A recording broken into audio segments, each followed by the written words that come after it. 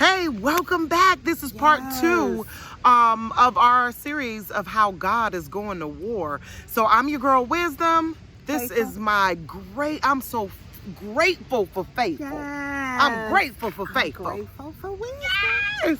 So right now we're going to talk a little bit about this Abraham Accord, and I'm going to step back because remember we always talk about how there's a lot of the prophecies that they well known in church I don't really know. So I'm gonna step back and let my girl take over. Okay, so I am going to take it from the perspective of what is going on with this Abrahamic coin, the Abrahamic signing that Trump recently signed yesterday, right?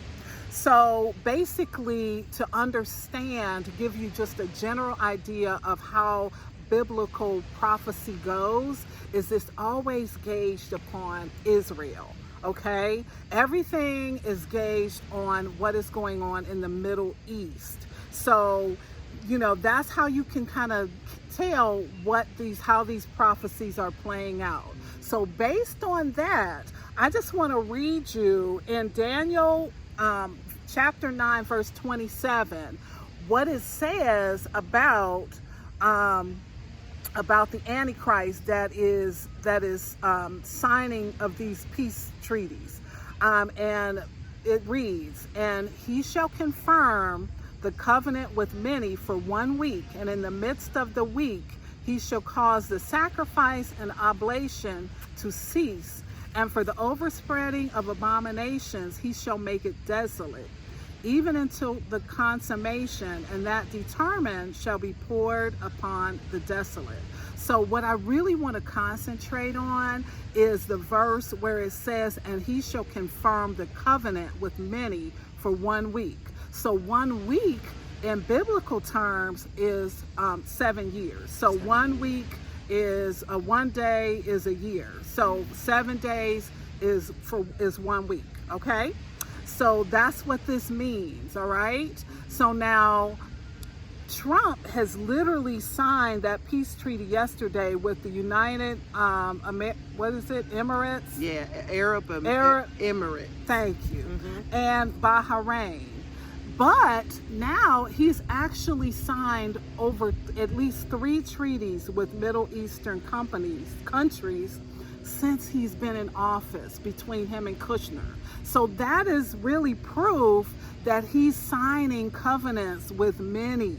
Okay, now if you look back at some of the other videos about this signing, you're going to see that many other countries are jumping on board, and they are now going to be coming up with peace treaties as well. Yeah, I saw them on the news. So yes, so that is something for you to watch out for. Now, another thing that Jesus speaks about, and this is in 1 Thessalonians, is when they shall say peace and safety. Yeah.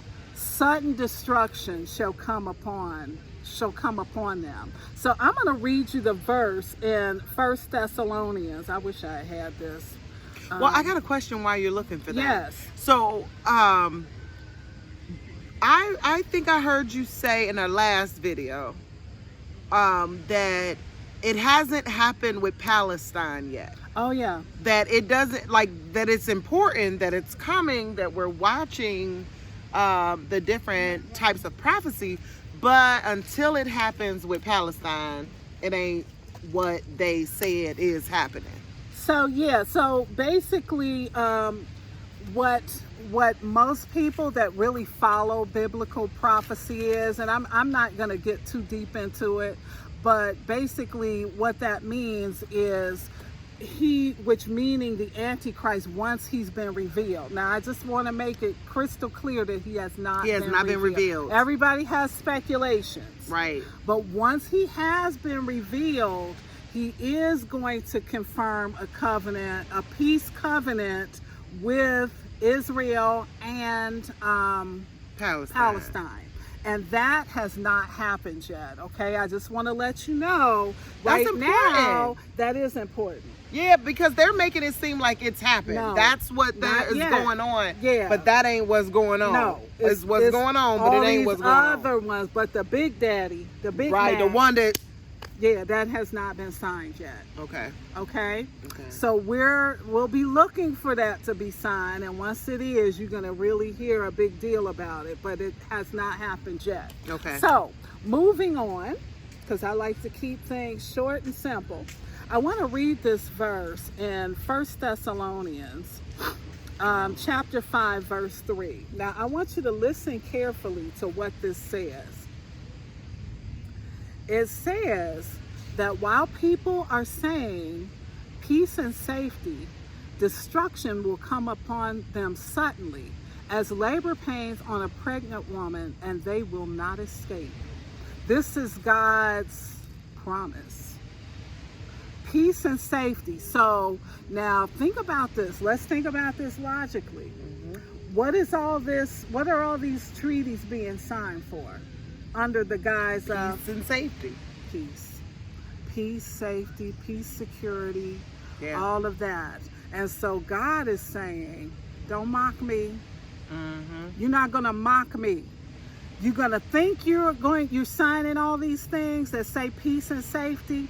But again, his word says, literally while they are saying peace and safety, sudden destruction shall come upon them, and they shall not escape. Okay? Wow. So I want you to keep that in mind as this kind of unfolds, all right? Now, the next thing that I want to talk about is this coin. Whew. Let's talk about this coin, girl. Let's talk about this coin. This coin is the most disrespectful thing. Like, downright disrespectful. Yes. So like I don't know that much when it comes to the prophecies and things, because I'm always the one that looks at stuff with, like, I'm the fresh eyes, right? So if they say peace and safety, I take it at face value. I don't even know that there's a problem until my sister tells me, like, no, you don't understand. Peace and safety ain't right. But I'm sitting there thinking, like, oh, What's wrong with that? what's wrong with peace and safety? But I will tell you, this coin is obvious, right? Yes. I am the type where when Faithful called me and told me about the coin, right? I was like, I saw the coin, but who made the coin, right? So, because like, I want to get to the bottom of it, because, you know, we don't want nobody gassing us up, making us scared about something that we shouldn't be scared about. You know what I mean? We want to make sure that what we're seeing is what we're seeing, right? So, at that point, the coin has on it Jeremiah. It has a verse from Jeremiah chapter 14, verse 13, okay? And that verse was basically saying, you know, matter of fact, yeah, where is it? You got it? Oh, yeah, let me just get the picture of the coin. But Okay, I'll go to it. I got it.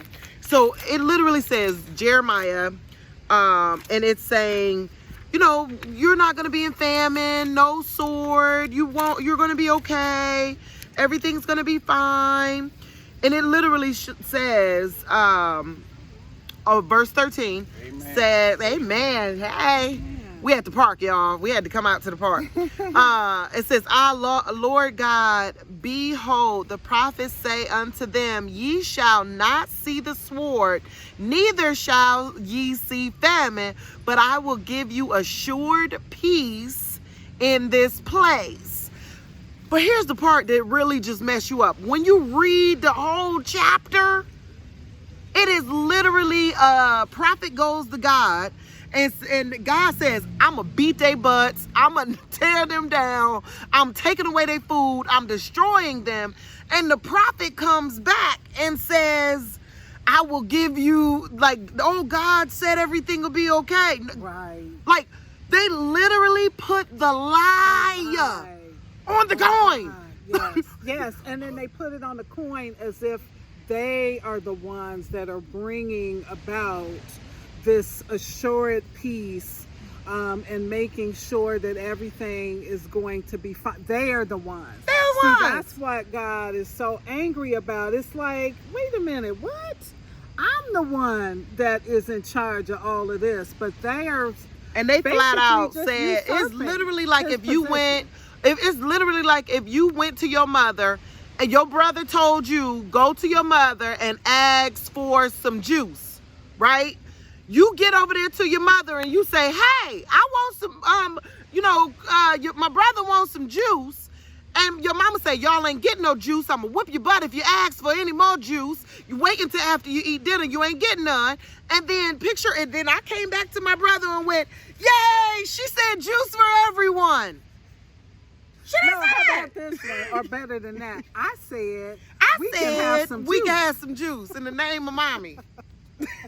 That's what happened. Yeah, that is just mommy said that I said we got some juice.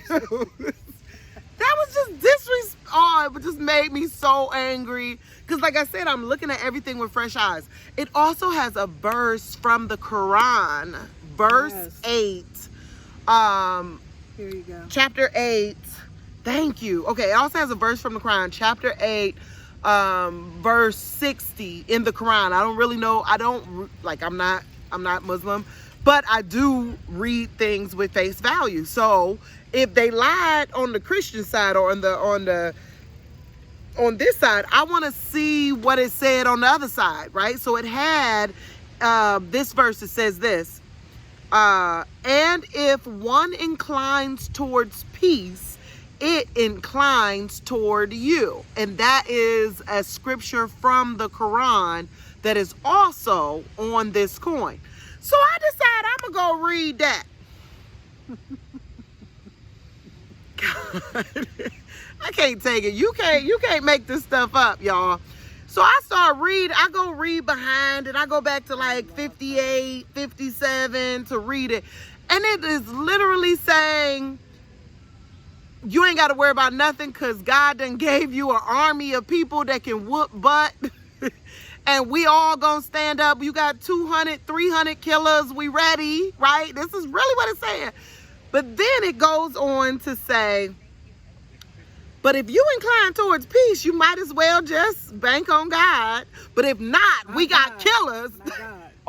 Yes, you're right. You're right. You might as well bank on Allah. Thank you, sis.